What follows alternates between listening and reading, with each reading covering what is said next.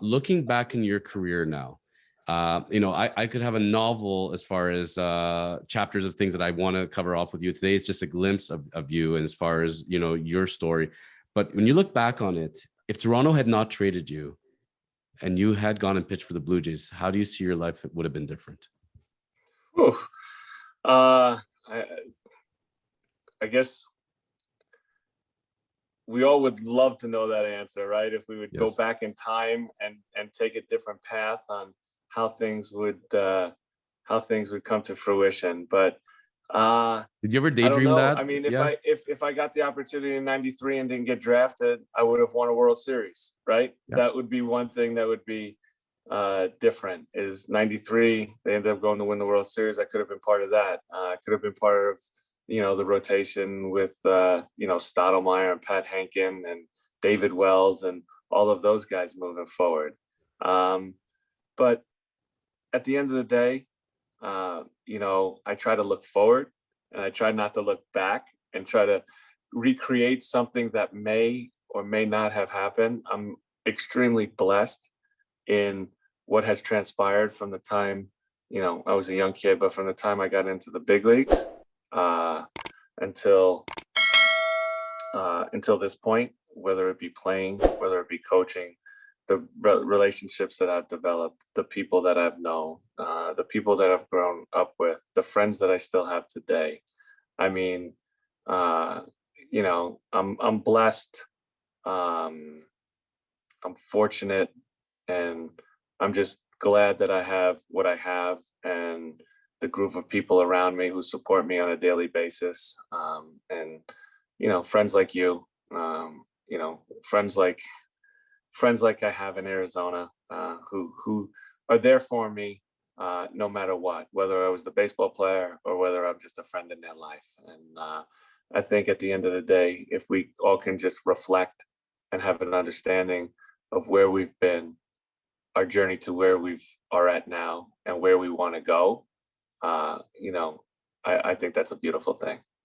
Love that. Listen, man, one day, I could see us being in a home one day together. We're in our 90s and, we're putting our teeth into the glass. You're always going to be that kid on that score rookie card for me.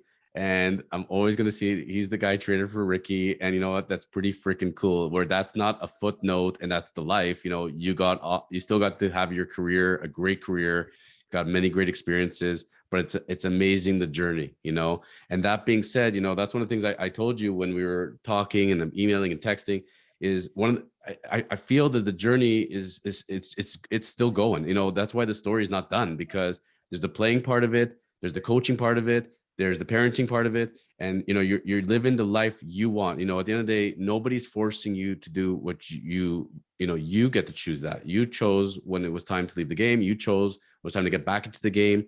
You could have gone, sat in Arizona, sipped on some margaritas and enjoyed the sun. But no, you went and you coached in the minors. You made it onto Milwaukee. And, at the point where you could have easily gone and eventually get a pitching coach role in the majors, maybe a managerial role someday. And you're saying at this point, this is where I got to be. I went back and watched a clip of you. They brought you on MLB.com during one of the Cleveland games, and you were in the booth and talking there for 12 minutes. Again, it's not easy to find you, man. You're hiding off the internet, but I'm finding you, So when you're going to type in Steve Karsay interview now, this is going to be the top freaking thing for the next 50 years. But that being said, you were great. The way you're talking now and speaking, engaging the audience. When you think now to the future, because the game's going to come itching again, right? It's only a matter of time. Of course, it always happens. And the calls are still coming. You said that people are feeling it out. If you have to close your eyes and envision it, at this point, where do you see? Do you think it'll be coaching again? Do you think it'll be broadcasting? Front office? What's Steve Karsay's future in baseball at this point? I wish I knew that answer.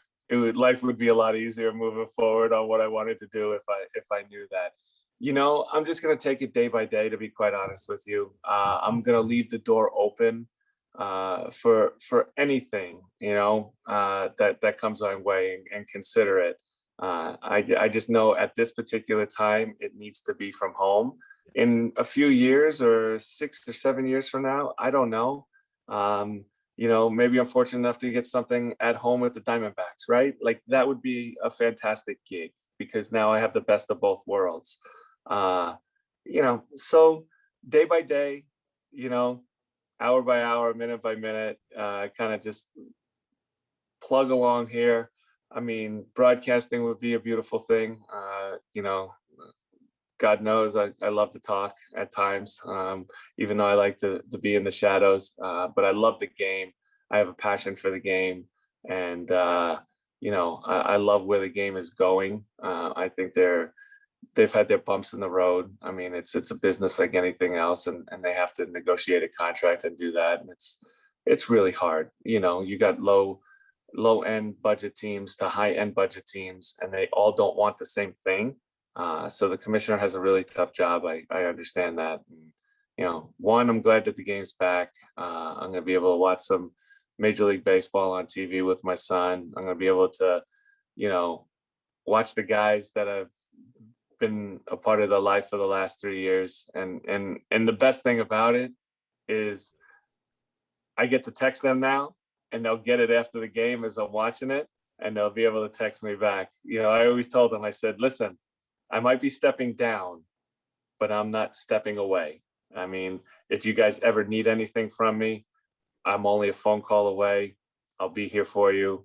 And, if there's any questions that they needed to be answered, I would do that too. Because I really feel like the group of guys that I had in that bullpen, they're like my 11, 12, 13 other children that I had to, nurture and grow up with while I was on the job. I love that. That's a great image. And I can't tell you how many times I've watched interviews with athletes, especially football players, that they step away and they're saying, I have no interest in this game whatsoever. I'm done. I'm not watching any games. I'm not talking to anybody. I'm moving on to my next chapter. The love of the game is so evident within you. And that was evident with you when we first spoke. And I can only see that growing over time. And whatever you're going to choose, I know you're going to be amazing at it, man. I know you have that passion. I know the Diamondbacks are watching this right now, and they're thinking, we got to put up some offers here. We need this guy before somebody else grabs him. So good luck to the Diamondbacks for doing that. Thank you for enjoying today's episode of the Chosen Life podcast. Go ahead and hit the subscription button below and the notification bell to catch all of our great shows. And remember to contact the Chosen Lawyers when you are ready for your next real estate and commercial transaction. Go to kormans.ca.